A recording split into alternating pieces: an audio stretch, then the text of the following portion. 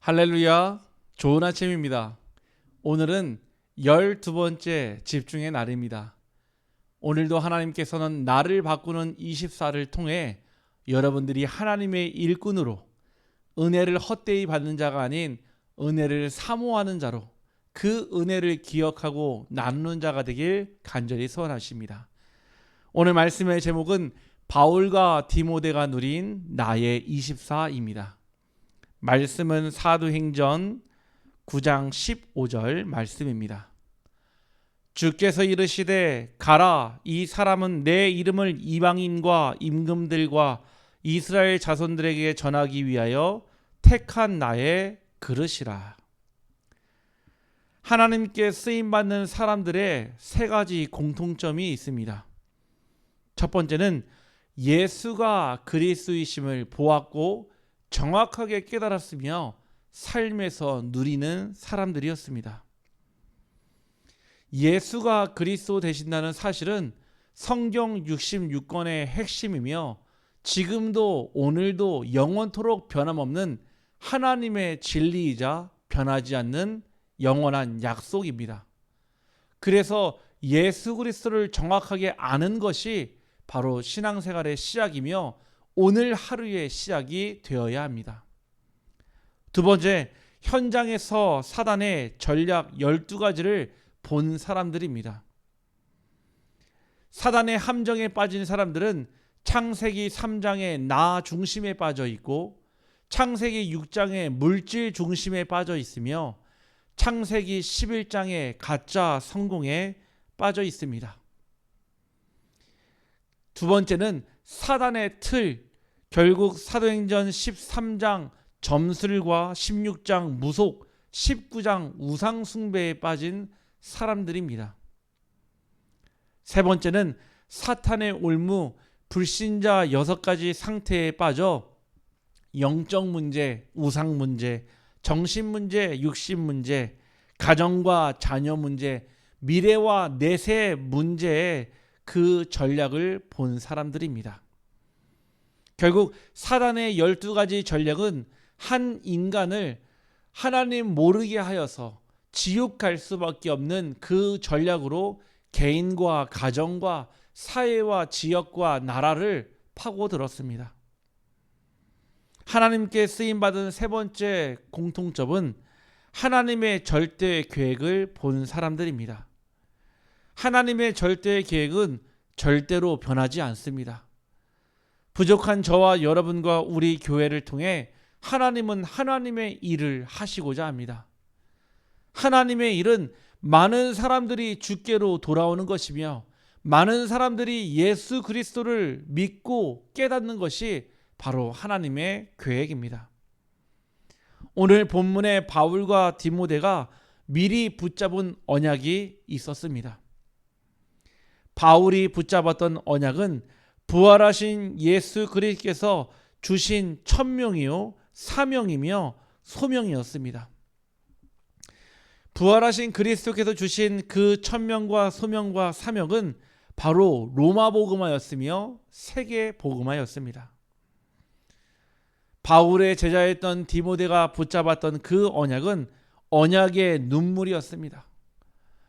그리스도의 좋은 군사는 자기의 생활에 얽매이지 않으며 그 부르신 주인에게 충성을 약속하고 맹세한 군사였습니다. 또한 그리스도의 좋은 선수는 하나님의 법대로 경기하는 선수며 그 법 안에서 승리하는 것이 선수의 사명이었습니다. 농부는 기다림을 알고 생명의 가치와 열매를 아는 사람으로 하나님의 때에 하나님의 일을 하는 농부의 언약을 붙잡았습니다. 결국 이 모든 것이 말씀 운동이 되어 하나님은 디모데를 통해 로마 복음화의 응답을 허락하셨습니다. 그래서 바울과 디모데가 누린 언약의 여정이 있습니다. 바울이 누린 언약의 여정은 바울의 과거는 전도의 발판이 되었습니다. 다메섹에서 하나님을 만나기 전에 바울은 예수 그리스도를 믿는 사람들을 핍박하며 잡아서 가두며 죽이는 역할을 하는 사람이었습니다. 하지만 다메섹에서 그리스도를 만나고 인생의 전환점을 맞이하여서 결국 이 바울은 이 복음을 전하는 전도자가 되었습니다. 결국 그는 성령에 이끌림 바 되어서 가는 곳마다 하나님의 말씀의 이정표를 따라 절대로 무너지지 않는 망대를 세우는 여정을 가게 되었습니다. 바울의 복음을 위한 고난은 전환점이 되었고 로마 복음화의 대로를 수축하였습니다. 그럼 디모데가 누린 언약의 여정은 무엇입니까? 디모데는 외조모와 어머니 유니게와 로이스로부터 정확한 복음을 전달을 받았습니다. 루스드라에서 바울을 만난 뒤 이 디모데는 복음의 생명건 제자가 되었습니다. 마지막 때의 고통을 알고 로마 복음화의 주역의 응답을 누리게 되었습니다. 바울과 디모데가 남긴 언약의 기념비가 있었습니다. 바울이 남긴 언약의 기념비는 그 첫 번째가 14권의 서신서입니다.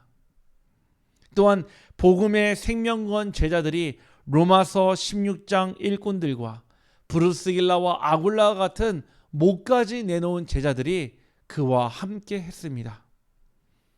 결국 그는 회당에서 남아 회당의 운동의 주역이 되어 렘넌트 서밋 디모데를 남기게 되었습니다. 디모데가 남긴 언약의 기념비는 결국 로마 복음화였습니다. 전도자는 반드시 남겨야 될 신앙의 작품이 있습니다. 바로 생명과 제자이며 렘넌트와 세 가지 뜰입니다.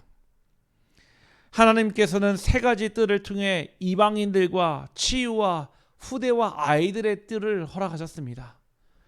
우리 사랑하는 성도님들, 오늘 하루를 살아갈 때 반드시 남겨야 될 신앙 작품이 우리 교회를 통해 우리 성도님을 통해 남기를 소원합니다. 오늘 하루도 하나님의 일꾼으로 합당한 은혜를 받으며 가는 곳마다 절대 제자를 남기는 여정되길 주님의 이름으로 축복합니다. 기도합니다. 하나님 감사합니다. 우리를 가라, 이 사람은 내 이름을 이방인과 임금들과 이스라엘 자손들에게 전하기 위하여 택한 나의 그릇으로 우리 모든 비추러 교회 성도들을 부르시고 렘넌트를 부르시고 우리 자신을 부르심에 감사를 드립니다. 하나님, 날마다 하나님의 은혜를 사모하는 자로서 우리의 삶을 통해 하나님의 은혜를 전달하게 하시고 하나님 우리에게 주신 천명과 소명과 사명을 알고 은혜를 헛되이 받지 않고 은혜 받을 만할 때 구원을 전하는 응답 누리게 하여 주옵소서. 오늘 말씀을 통해 바울과 디모데의 인생을 바꾸는 24를 발견했습니다. 하나님, 우리의 인생에 나를 바꾸는 24가 발견되게 하시고 반드시 남아야 될 신앙 작품을 남기는 하루가 되게 하여 주옵소서. 지금도 살아계시며 우리와 영원토록 함께 하시며 오늘의 주인 되시는 예수 그리스도의 이름으로 기도하옵나이다.